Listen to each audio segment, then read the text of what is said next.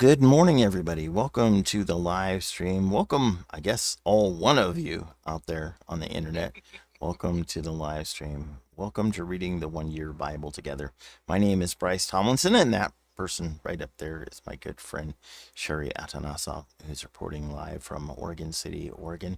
I'm here in Reno, Nevada. I think our Facebook is down. Let me get our Facebook up and running. Apparently, our Facebook got disconnected somehow. Backdoor you. Should have had that up and running earlier. We're having a little trouble connecting to Facebook. Anyway, good morning, everybody, and welcome.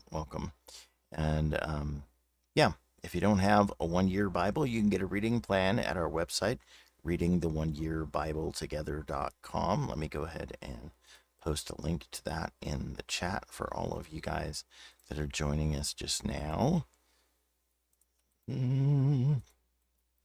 What? Did my computer reset? What's going on? Oh, I see. All of these things, all of these moving parts, Sherry. There are so many. There are so many moving parts. Let me paste that link into the chat for you guys now that I've got my little device working. There we go. If you go to our website, you'll find links to our Facebook, YouTube, Twitch, X, Rumble, all of that stuff. You know, that's what I get for having a weekend, and not being here. Yeah, I'm forgetting how to do all of the things. If I didn't walk for 2 days, I would forget how to walk. Anyway, check out our website. You'll find all kinds of resources there, including our reading plan and our podcast page where you can listen to the latest episode, or you can tune in to Spotify and Amazon and iTunes, all of those things. There's our Facebook page right there where you can join that community and speak to us through direct messages. You could send us prayer requests or anything like that if you don't feel like sharing it in the chat. But if you do, then we're happy to pray for you as well. So we are going to be reading out of the World English Bible, the U.S. version. You're welcome to read out of whichever version of the Bible that you like best. We just happen to use that because it's public domain, and as such, this live stream and our podcast and our radio program, they're all public domain. Chewy wants to play. Chewy wants to snuggle. He helped us rescue chickens last night. He was a good boy. He was. That's good. Good. Anyway, you guys, feel free to pirate the heck out of our program because it's all public domain, and we don't mind. So have at it. Anyway, we are going to be reading today. We're going to be reading April 20th because that's what day it is. Imagine that. April 20th. Let's do it. Today is April 20th, 2026. That means it is day 110 of the 1 Year Bible. Day 110 is going to start us out in the book of Joshua, chapter 21. So if you would like to get turned there, Sherry, would you like to pray for us this morning?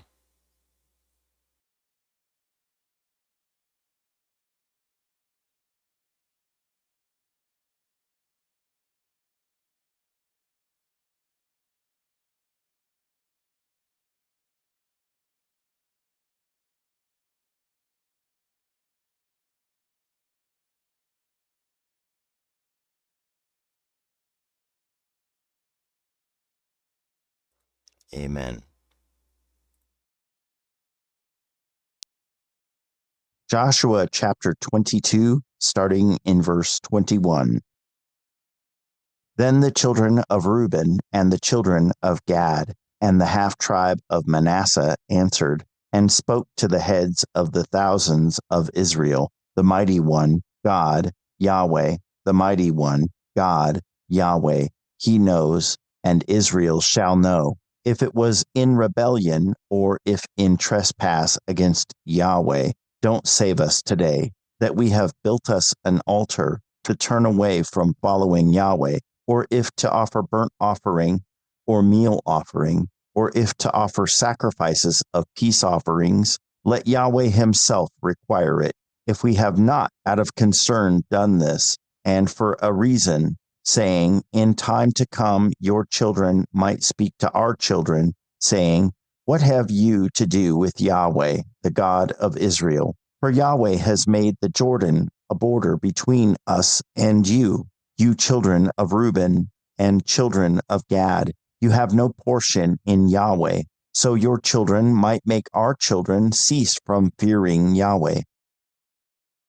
Therefore we said, let's now prepare to build ourselves an altar, not for burnt offering, nor for sacrifice, but it will be a witness between us and you, and between our generations after us, that we may perform the service of Yahweh before him with our burnt offerings, with our sacrifices, and with our peace offerings, that your children may not tell our children in time to come, you have no portion in Yahweh. Therefore we said, it shall be, when they tell us or our generations this in time to come, that we shall say, behold, the pattern of Yahweh's altar, which our fathers made, not for burnt offering, nor for sacrifice, but it is a witness between.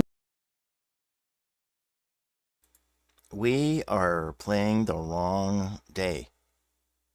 Sherry, did you catch that? I did not. I was just now getting in there because I caught it. I'm glad you caught it. Just now. Dang it. All right, we'll do that again. We'll put that correctly. You guys, yeah, it's not a good day for us, apparently, technologically. I know all the technical things are just haywire I'm trying today. To print something that's important, and my phone won't connect to my printer.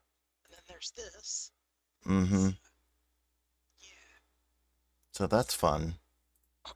Sorry, guys. Lots of technical difficulties today. Joshua chapter 21, starting in verse 1. Let's fix that. Then the heads of fathers' house. Oh, goodness. This is going great, guys. You know, it is the right one. It's yeah. I didn't have it. It's not up on.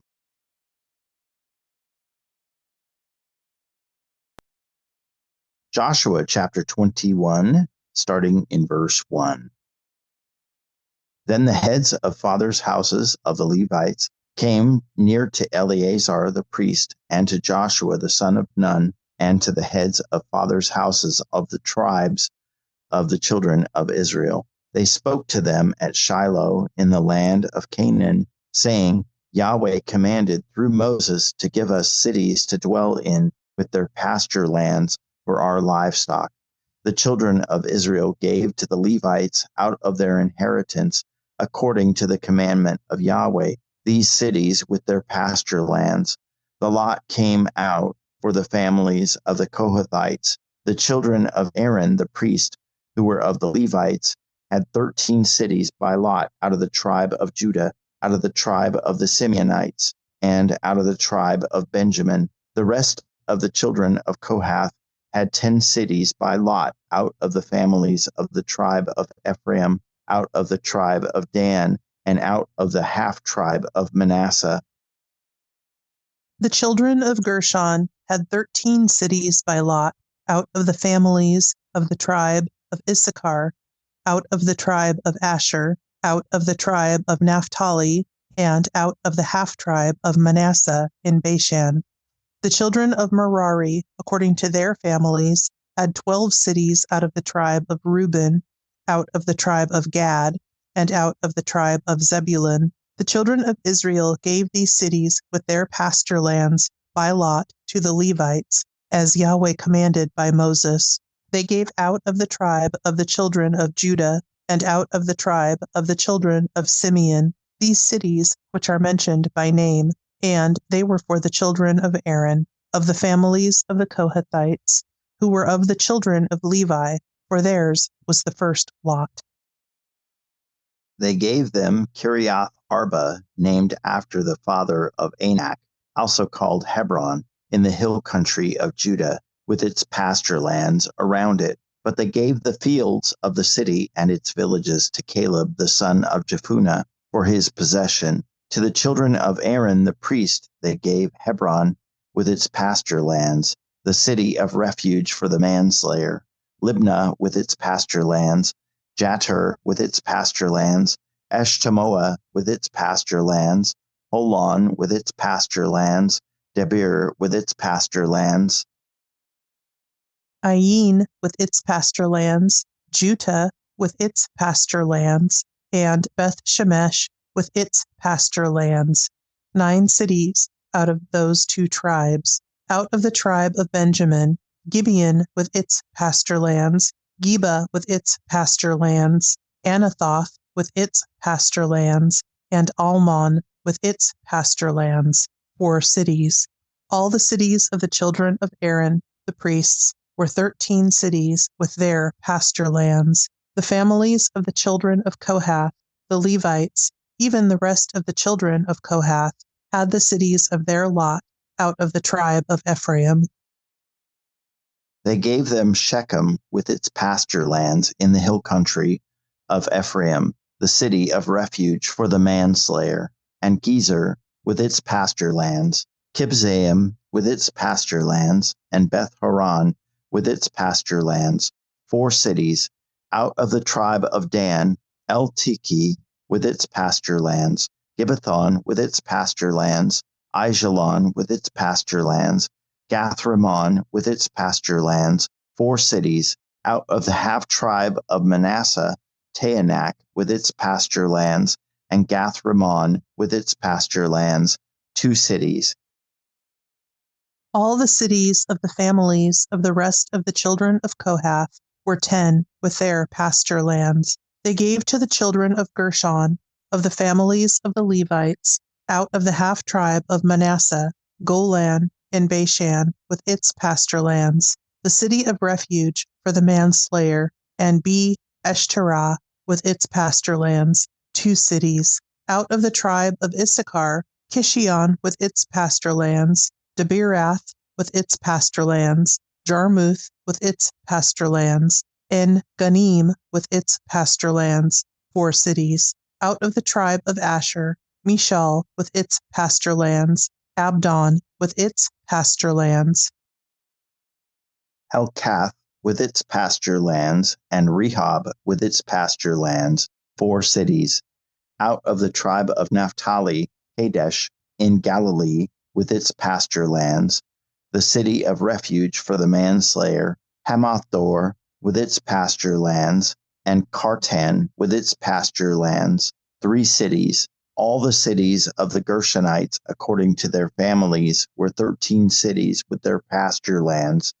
To the families of the children of Merari, the rest of the Levites, out of the tribe of Zebulun, Jokneam with its pasture lands, Karta with its pasture lands, Dimnah with its pasture lands, and Nahalal with its pasture lands, 4 cities.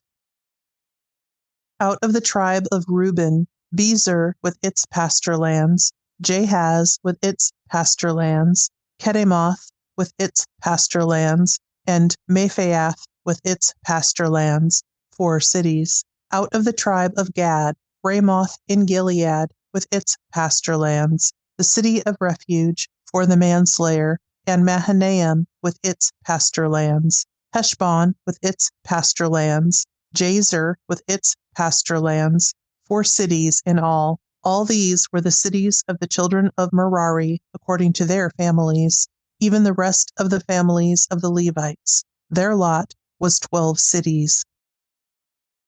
All the cities of the Levites among the possessions of the children of Israel were 48 cities with their pasture lands.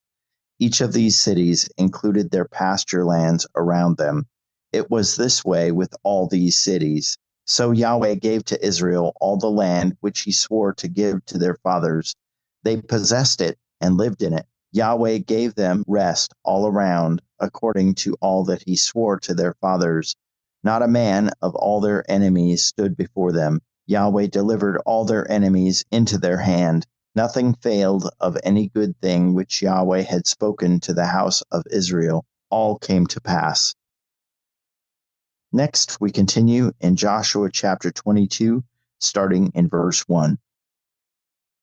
Then Joshua called the Reubenites, the Gadites, and the half-tribe of Manasseh, and said to them, You have kept all that Moses, the servant of Yahweh, commanded you, and have listened to my voice in all that I commanded you. You have not left your brothers these many days to this day, but have performed the duty of the commandment of Yahweh your God. Now Yahweh your God has given rest to your brothers, as he spoke to them. Therefore now return and go to your tents, to the land of your possession, which Moses, the servant of Yahweh, gave you beyond the Jordan. Only take diligent heed to do the commandment and the law which Moses, the servant of Yahweh, commanded you, to love Yahweh your God, to walk in all his ways, to keep his commandments, to hold fast to him, and to serve him with all your heart and with all your soul. So Joshua blessed them and sent them away, and they went to their tents. Now to the one half tribe of Manasseh, Moses had given inheritance in Bashan, but Joshua gave to the other half among their brothers beyond the Jordan westward. Moreover, when Joshua sent them away to their tents, he blessed them and spoke to them, saying, Return with much wealth to your tents, with very much livestock, with silver, with gold, with bronze, with iron, and with very much clothing. Divide the plunder of your enemies with your brothers. The children of Reuben and the children of Gad and the half tribe of Manasseh returned and departed from the children of Israel out of Shiloh, which is in the land of Canaan, to go to the land of Gilead, to the land of their possession, which they owned, according to the commandment of Yahweh by Moses. When they came to the region near the Jordan, that is, in the land of Canaan, the children of Reuben and the children of Gad and the half tribe of Manasseh built an altar there by the Jordan, a great altar to look at. The children of Israel heard this. Behold, the children of Reuben and the children of Gad and the half tribe of Manasseh have built an altar along the border of the land of Canaan, in the region around the Jordan, on the side that belongs to the children of Israel. When the children of Israel heard of it, the whole congregation of the children of Israel gathered themselves together at Shiloh to go up against them to war. The children of Israel sent to the children of Reuben and to the children of Gad and to the half tribe of Manasseh into the land of Gilead, Phinehas, the son of Eleazar the priest. With him were 10 princes, one prince of a father's house for each of the tribes of Israel, and they were each head of their fathers' houses among the thousands of Israel. They came to the children of Reuben and to the children of Gad and to the half tribe of Manasseh, to the land of Gilead, and they spoke with them, saying, The whole congregation of Yahweh says, What trespass is this that you have committed against the God of Israel, to turn away today from following Yahweh, in that you have built yourselves an altar to rebel today against Yahweh? Is the iniquity of Peor too little for us, from which we have not cleansed ourselves to this day, although there came a plague on the congregation of Yahweh, that you must turn away today from following Yahweh? It will be, since you rebel today against Yahweh, that tomorrow he will be angry with the whole congregation of Israel. However, if the land of your possession is unclean, then pass over to the land of the possession of Yahweh, in which Yahweh's tabernacle dwells, and take possession among us. But don't rebel against Yahweh, nor rebel against us in building an altar other than Yahweh our God's altar. Didn't Achan, the son of Zerah, commit a trespass in the devoted thing, and wrath fell on all the congregation of Israel? That man didn't perish alone in his iniquity. Next, we are going into the New Testament. We are now in the book of Luke, chapter 20, starting in verse 1. On one of those days, as he was teaching the people in the temple and preaching the good news, the priests and scribes came to him with the elders. They asked him, "Tell us, by what authority do you do these things? Or who is giving you this authority?" He answered them, "I also will ask you one question. Tell me, the baptism of John, was it from heaven or from men?" They reasoned with themselves, saying, "If we say from heaven, he will say, 'Why didn't you believe him?' But if we say from men, all the people will stone us, for they are persuaded that John was a prophet." They answered that they didn't know where it was from. Jesus said to them, "Neither will I tell you by what authority I do these things." He began to tell the people this parable. A man planted a vineyard and rented it out to some farmers and went into another country for a long time. At the proper season, he sent a servant to the farmers to collect his share of the fruit of the vineyard. But the farmers beat him and sent him away empty. He sent yet another servant, and they also beat him and treated him shamefully and sent him away empty. He sent yet a third, and they also wounded him and threw him out. The Lord of the vineyard said, "What shall I do? I will send my beloved son. It may be that seeing him, they will respect him." But when the farmers saw him, they reasoned among themselves, saying, "This is the heir. Come, let's kill him, that the inheritance may be ours." Then they threw him out of the vineyard and killed him. What therefore will the Lord of the vineyard do to them? He will come and destroy these farmers and will give the vineyard to others. When they heard that, they said, "May that never be." But he looked at them and said, "Then what is this that is written? The stone which the builders rejected was made the chief cornerstone. Everyone who falls on that stone will be broken to pieces, but it will crush whomever it falls on to dust." The chief priests and the scribes sought to lay hands on him that very hour, but they feared the people, for they knew he had spoken this parable against them. They watched him and sent out spies who pretended to be righteous, that they might trap him in something he said, so as to deliver him up to the power and authority of the governor. They asked him, "Teacher, we know that you say and teach what is right, and aren't partial to anyone, but truly teach the way of God. Is it lawful for us to pay taxes to Caesar or not?" But he perceived their craftiness and said to them, "Why do you test me? Show me a denarius. Whose image and inscription are on it?" They answered, "Caesar's." He said to them, "Then give to Caesar the things that are Caesar's, and to God the things that are God's." They weren't able to trap him in his words before the people. They marveled at his answer and were silent. Next, we are going back into the Old Testament, Psalms chapter 89, starting in verse 1. A contemplation by Ethan the Ezrahite. I will sing of the loving kindness of Yahweh forever. With my mouth I will make known your faithfulness to all generations. I indeed declare, love stands firm forever. You established the heavens. Your faithfulness is in them. I have made a covenant with my chosen one. I have sworn to David, my servant, I will establish your offspring forever and build up your throne to all generations. Selah.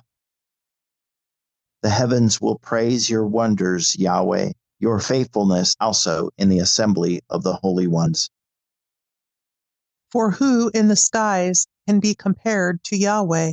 Who among the sons of the heavenly beings is like Yahweh, a very awesome God in the council of the holy ones, to be feared above all those who are around him? Yahweh, God of armies, who is the mighty one like you? Yah, your faithfulness is around you. You rule the pride of the sea. When its waves rise up, you calm them. You have broken Rahab in pieces like one of the slain. You have scattered your enemies with your mighty arm.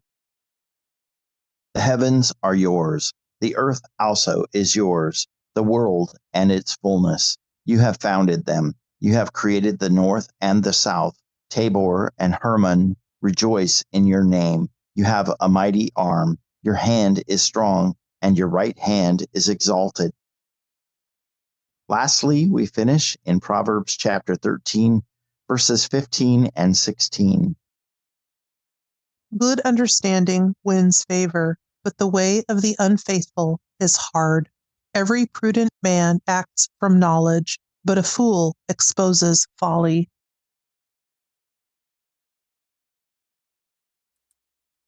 Thank you for these words, Lord. Thank you for this time with you.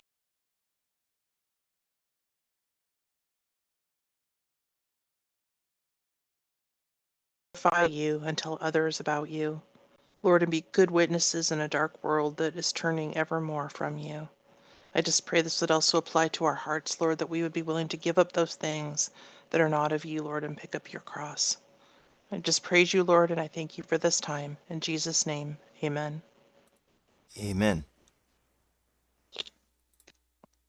Technical difficulties galore today. Your audio is completely gone. And now it's fine. Gosh. Lots of moving parts, you guys. Mm. Anyway, what jumps out at you from what we read today?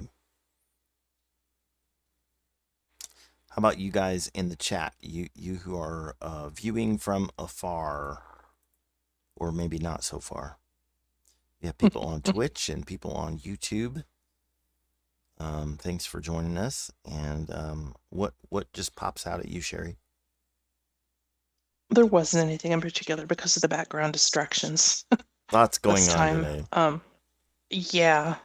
I just love the shrewdness and the wiseness with which he responds, to these leading questions. Mm-hmm. And sometimes I wish I could think that fast on my feet sometimes. Yeah. Trick be questions. Able to respond to trick questions with that shrewdness. Mm-hmm. Yeah, and as we were following along earlier before I had the right day up, we are leading up to this point where this separation of Reuben and the children of Gad and the half tribe of Manasseh on the other side of the river have because there's this separation. Basically, a whole bunch of people before they crossed over the Jordan and went into Israel said, "Hey, this land over here, this is like made for grazing. This is great stuff over here. We got all the resources that we need. Hey, after we get done like kicking butt over there, can we come back over here and stay here? Because this is pretty good land, right?" And in that act, they performed an act of rebellion because God had intended for them to live, all 12 tribes, to be in the promised land. And this is just outside of the promised land. God does allow it, but it's not prescriptive, right? It is descriptive. It is a thing that happened. It is not what God wanted for them, but they saw it and they got attached to it and they liked it, and they did agree to go across the river and help Israel fight its battles, but they wanted to stay over here. Now, during that time that they're over there, they're starting to develop their own culture. And so you see them building an altar along the border of the land of Canaan there. And this altar is going to become an issue. As we read accidentally ahead earlier this morning, it's going to become an issue. And that issue is going to be, it's going to take effect right away. But they're trying to get ahead of something that they foresee will happen. You know how it is when these kids and those kids can't play together, and these kids tend to hold it over their head that this is going on and they're different for whatever reason, right? These are all the same people, right? But these adults, are the grown-ups, are foreseeing a time when their kids and their grandkids will have a separation, and they want to kind of have a thing that's a tribute to the real altar that's in Jerusalem. And so we'll see how that plays out tomorrow, because that's it becomes serious business, because the rest of Israel decides they're going to go there and kill them before they get a chance to have, kids and grandkids. They're just going to go over there and take care of the problem. They're basically calling it idolatry. So we'll see how that goes tomorrow. But wait, there's more.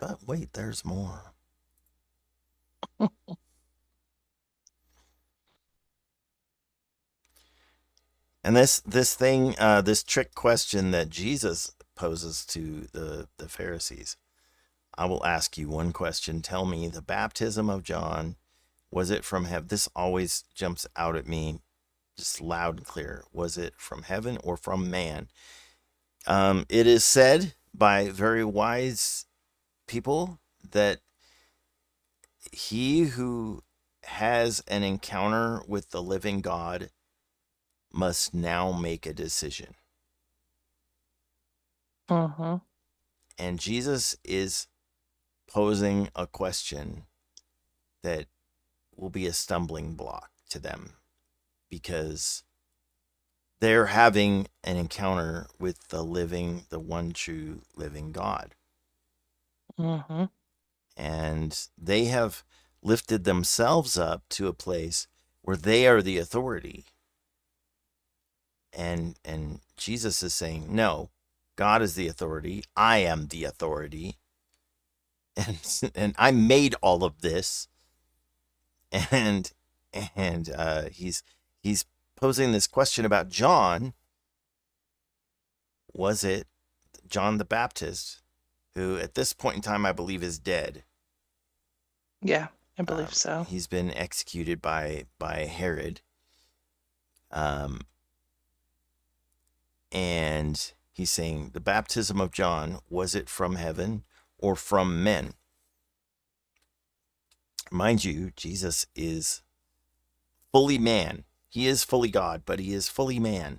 And right now, his best friend, arguably his best friend in the whole world, John the Baptist, has been killed, and he's a little raw about it. And so he's throwing this in their face. The baptism of John, was it from heaven or from men? You must now make a decision. Neither one of them looks good for you.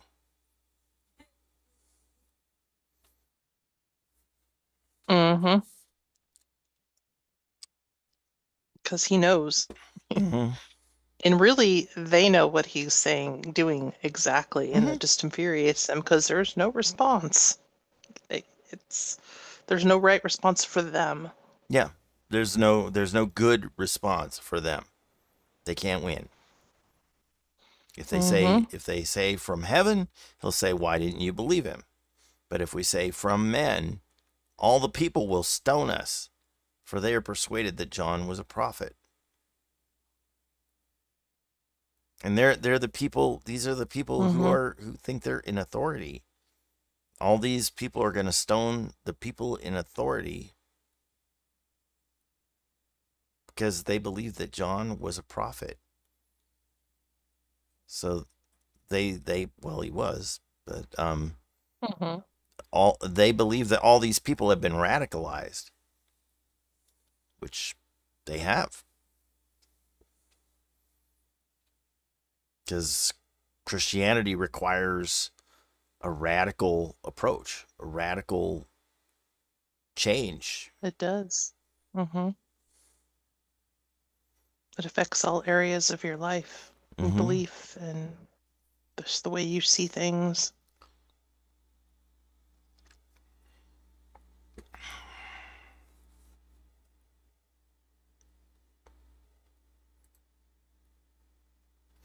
And it is hi Lady Van. She says Hello. sorry I'm late.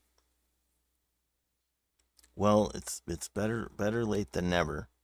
And you're still alive, so you're not late yet.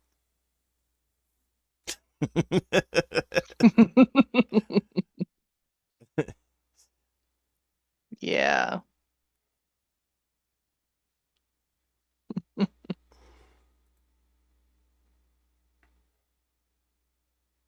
We were talking about these parables last night at Bible study, and how Jesus presented these parables, and he would say to the disciples, to you it's given, right? The mysteries of the universe, the truth of the gospel is given. They're chosen, right?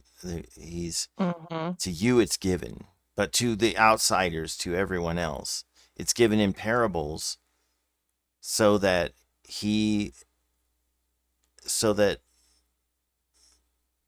they would have to solve it. They'd have to chase after it. They'd have to, or else they would know the truth, and then they'd be saved. He's making it a proactive part of their lives if they want to figure out what he's talking about. So I don't know about, and I mentioned this last night at Bible study, but I don't know about the rest of you guys, but one of my guilty pleasures was, like, we binge watched all of Psych, right? I don't know if you ever watched Mhm. that show. I actually haven't. So Psych, they're one of the things that they do continuously from all throughout all the seasons is they drop these references, these pop culture references and random bits of trivia, but it's like a half reference. They don't give you the whole thing. They just drop it like it's an analogy, Oh. and they don't give you the whole Mhm. thing. And Uh-huh. now you're left, like, they're continuing on with the story, and now you are left with this thing in your head, and you're like, what did he mean? What is that a reference to? And eventually, season after season of them dropping all of these bits of pop culture references, you have to wonder who is paying them the most money to drop a particular reference that makes them Google something, and then that increases that brand's search volume or whatever. So like, you don't think that if you don't think this is happening in TV shows, you are sadly mistaken. But Psych was the most guilty of just doing it outright, right on the surface, right? Oh, Forcing you yeah. to basically, if you want to understand anything that he just said, you're going to have to go Google that thing, and it's addictive, right? And Mm-hmm. what Jesus is doing here with these parables, I feel, is he's dropping this, like, half nugget of a thing, and the Pharisees, it's going to be really convicting to them because they get it right away. And the people Yeah. who are you want to bet it's a good marketing idea, Lady Ven. They totally did it. They did it season after season, and I got to the point where I was very convinced that somebody was paying them to drop these pop culture references. But I think Jesus is kind of doing the same thing. Like, he invented Psych, like he invented that technique. Like, he wants everyone to be a Berean. He wants everyone to search the scriptures and verify what he's saying. And he's not only that, but he's also fulfilling scripture with the parables that he's speaking. He's fulfilling. He is once again fulfilling the law and the prophets by speaking these particular parables, and by speaking in Yeah. parables. Mm-hmm. But also, he's forcing you, if you want to know the truth, you're going to have to search it out. You know, like with me, I got into keto because I searched it out. I heard like little tidbits, and I looked into it, and when I looked into it, I was like skeptical. I waited like 2.5 years to pull the trigger and do it, and but by Mm. the time I waited 2.5 years and did all this research, I was like totally convinced that this is absolutely true and it's totally Mm-hmm. what I should do. And I think Jesus is giving them just enough to where they need to look it up to verify and confirm and see that he is fulfilling scripture, to see that what the parables have to do with and what the parables are about. And when they see what the truth of that is, they're going to know who Jesus is Mm-hmm. positively. Should they choose to go down that road, because a lot of them just want to stay in denial Yeah, because it's easier it's and just comfortable. they keep power. Yeah, and they keep their power when they're in denial. Yeah, the series is called Psych, Lady Ven. It's called Psych. Mm-hmm. It's about a guy. The whole show revolves around a guy who discovers he has a knack for observation ability that has a lot of people fooled into thinking he's a psychic, which he's not. He's totally not a psychic, but he has a psychic detective agency, and he's not a psychic at all. He's just very observant and has everybody fooled that well, he has some people fooled that he's a psychic. He's totally not a psychic. Anyway, it's a fun show. It's a very funny show. It's really stupid, so be prepared for like super stupid comedy. It's definitely a buddy show, and a lot of familiar actors that will jump right out at you. Um, it's yeah, but the pop culture references are relentless. They're just diabolical, and it'll Oh, force you to yeah. just like you'll be googling everything. And the show came out when you couldn't Google everything all the time. Is that old? It's pretty old, yeah. Oh, They made a movie about it. They made a movie, and the movie featured one of the actors, I believe, has since passed away. One of the main actors has since passed away, and they had him actually literally phone in his parts because he had had a stroke, and so he had a debilitating Mm. stroke, and in the show they have him playing the part of this person who has had something bad happen to him, and so it's a part of the movie. Anyway, it's a fun show. It's really stupid, Okay. but I feel like the what Jesus does with the parables is akin to that, because they have in their culture, they have this scripture ingrained in their culture. Now, a lot of Oh, those yeah. people are illiterate. A huge percentage of these people are illiterate. So the people Mm-hmm. that they have to go talk to about this to get them to read them the scriptures, typically the scribes and the priests. So they're going to have a lot of tough questions on their hands from all these people who are curious about the things that Jesus has said. And of course, the Pharisees are going to they're likely going to do their best to steer people clear of these blasphemous teachings, right? Mm-hmm. They'll figure out some way to manipulate it and Mm-hmm. still come out where they want to be. Yep. Just like Google does. Mm-hmm. Just like Google. Just manipulate the data. When the facts emerge, just manipulate them. Yeah, Yeah. that's it. Mm-hmm. Anyway, you guys out there in internet land, what are you up to today? What are you doing with your day? How about you, Sherry? Heading over to the college. I have a very long day, a lot of work I have to do because I have some bigger projects starting to ramp up. Mm-hmm. So I also need to talk to my advisor because I'm going to be most likely changing my 2-year degree from business to accounting. Because I think it's going to I'll be able to do a lot more with it. And my professor says I'm a natural, although I doubt it. I doubt her because it doesn't come easy, but I've also been told accounting doesn't come easy. Hmm. But I'm going to go talk to my advisor and see what that would look like and how long that would take. Right. So, yeah, those are the main things. How about you? And we're gonna try to beat the weather. I guess the bad weather system is coming in or something.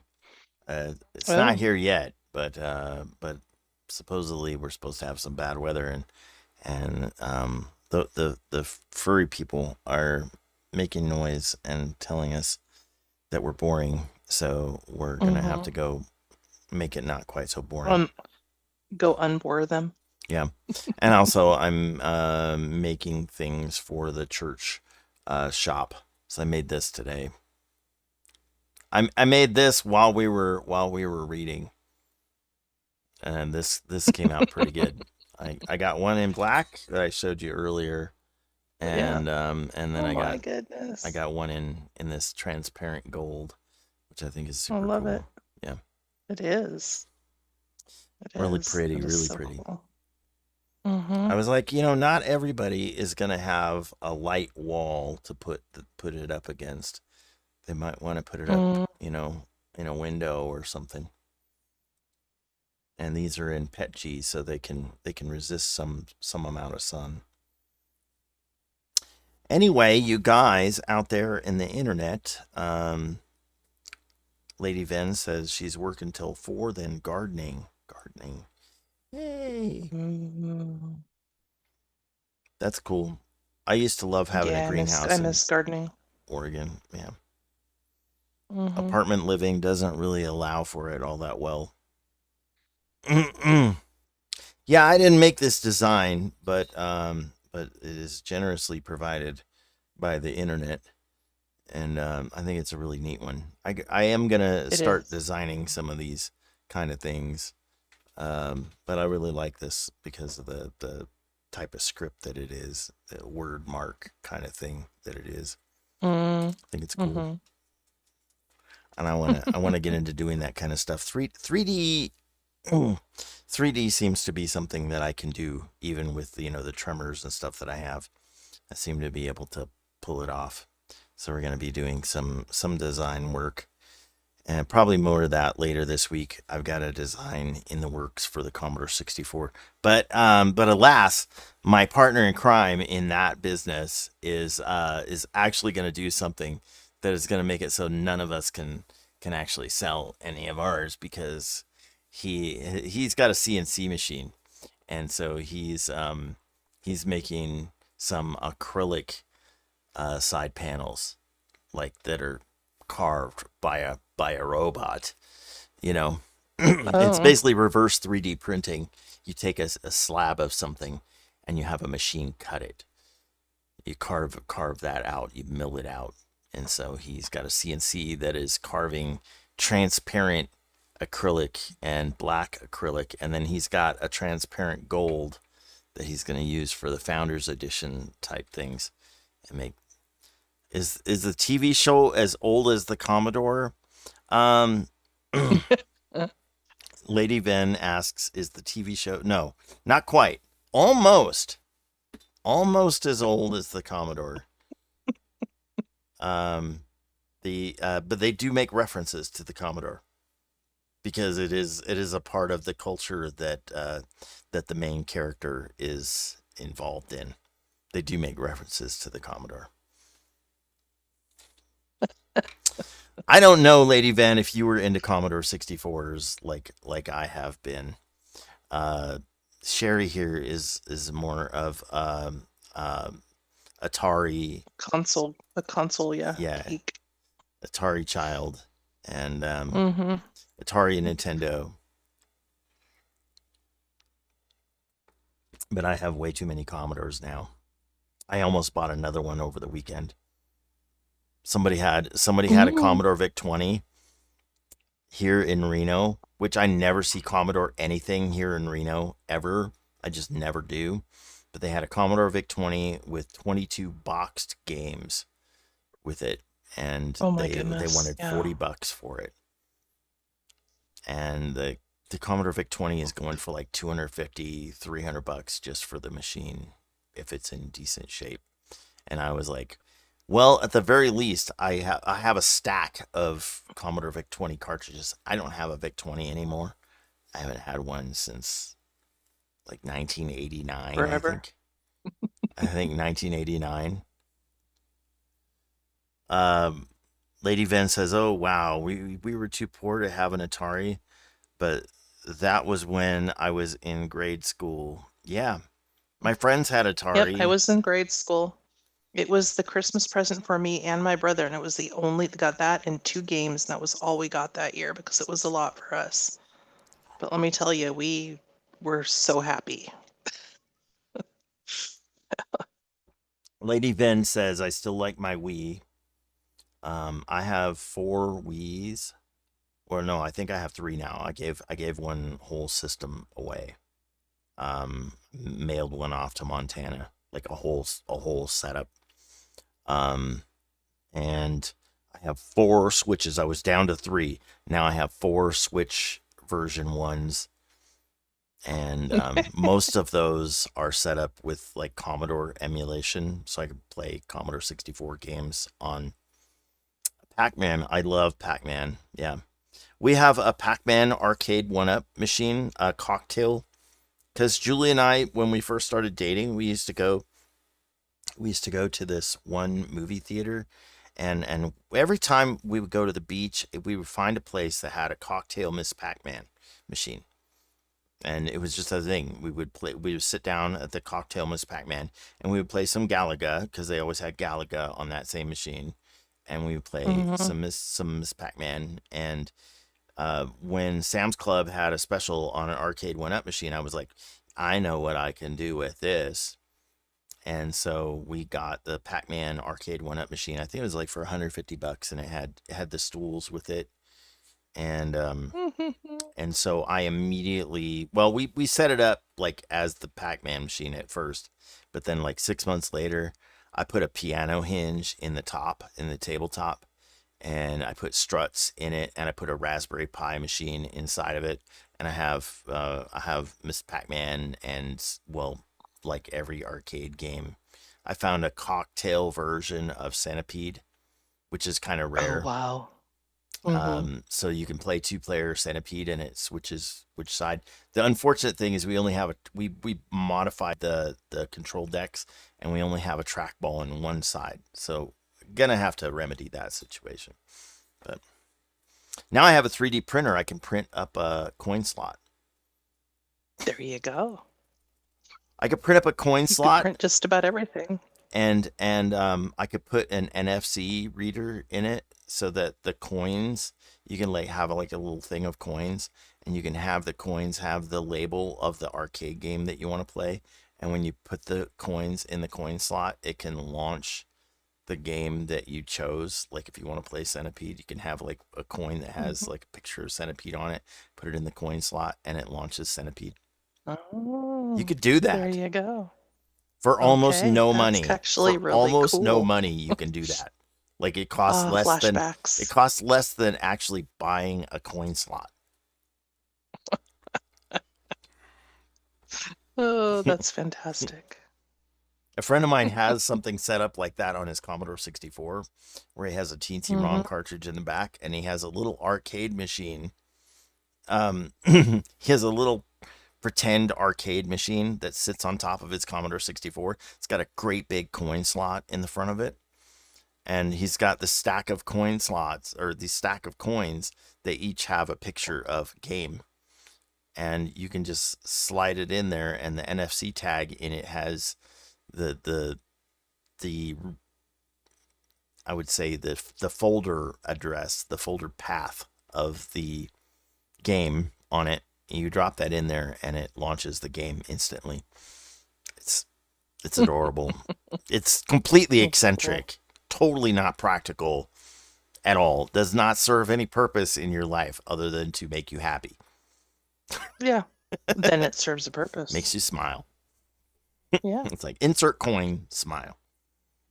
All right, you guys. Thanks for joining us. God bless you. We'll be back again tomorrow. We'll all be back again tomorrow. Sherry's going to be off doing school stuff, getting educated. and Public whatnot. speaking. Yeah, public speaking. Right on. Tuesdays and Thursdays, accounting on Wednesdays. Mm, It leads such a thrilling life.